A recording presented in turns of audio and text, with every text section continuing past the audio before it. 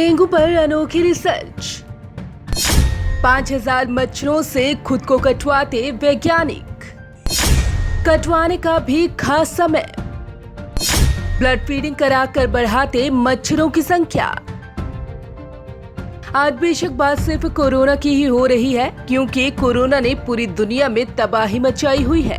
लेकिन एक सच्चाई ये भी है कि कोरोना के अलावा भी कई ऐसी बीमारियां हैं जिनसे बचाव की बहुत जरूरत है। इन्हीं में से एक है डेंगू। वैसे तो मच्छरों से कई बीमारियां फैलती हैं, लेकिन डेंगू का खतरा सबसे ज्यादा रहता है। और अब इस पर एक अलग किस्म की रिसर्च चल रही है, जिसके बारे में जानकर आप दंग रह जाएंगे कि आखिर वैज्ञानिकों को अपनी रिसर्च में क्या कुछ करना पड़ता है। खुद को मच्छरों से कटवाते वैज्ञानिक। एक ऑस्ट्रेलियाई वैज्ञानिक जिनका नाम है पेरन रॉस, जो डेंगू बुखार के खिलाफ अपने शोध के लिए रोजाना करीब 5000 मच्छरों से अपने हाथ पर कटवाते हैं। पेरन रॉस डेंगू का प्रसार रोकने में सक्षम बैक्टीरिया वोल्बेकिया से संक्रमित मच्छरों से खुद को कटवाते हैं। वो मच्छरों के अंडे बैक्टीरिया से संक्रमित करते हैं और फिर वोल्बेकिया युक्त मच्छरों का प्रयोगशाला में प्रजनन करवाते हैं। वैज्ञानिक के मुताबिक जब बैक्टीरिया से संक्रमित अंडों से निकलकर ये मादा मच्छरों के रूप में विकसित होते हैं तो डेंगू फैलाने में सक्षम नहीं होते। पेरन के मुताबिक इंसानों को काटने और बीमारी फैलाने का काम मादा मच्छर करते हैं। इन्हीं को कंट्रोल करके डेंगू जैसी बीमारी को बढ़ने से रोका जा सकता है। मच्छरों से कटवाने का समय। ऐसा नहीं कि कभी भी किसी भी मच्छर से ये वैज्ञानिक खुद को कटवाते हों, बल्कि इसके लिए भी उन्होंने समय निर्धारित किया है। दरअसल बैक्टीरिया से संक्रमित इन एडीज इजिप्टी मादा मच्छरों को लैब में प्रजनन करवाया जाता है।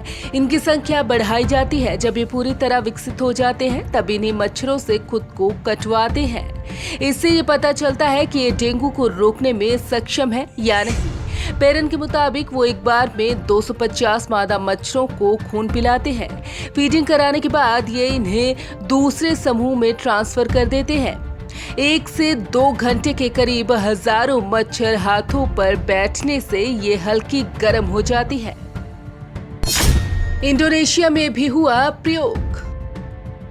ये प्रयोग ऑस्ट्रेलिया में हो रहा है, लेकिन इससे भी पहले ये रिसर्च इंडोनेशिया में हो चुकी है, जिसके बाद डेंगू के मामलों में 70% की कमी दर्ज की गई। यहाँ भी मच्छरों में खास तरह के बैक्टीरिया को इंजेक्ट किया गया जो डेंगू के वायरस को फैलने से रोकता है। इन मच्छरों को खुले में छोड़ दिया गया। विश्व स्वास्थ्य संगठन के मुताबिक डेंगू का वायरस हर साल 40 करोड़ लोगों को संक्रमित करता है और 25,000 लोगों की इससे मौत हो जाती है।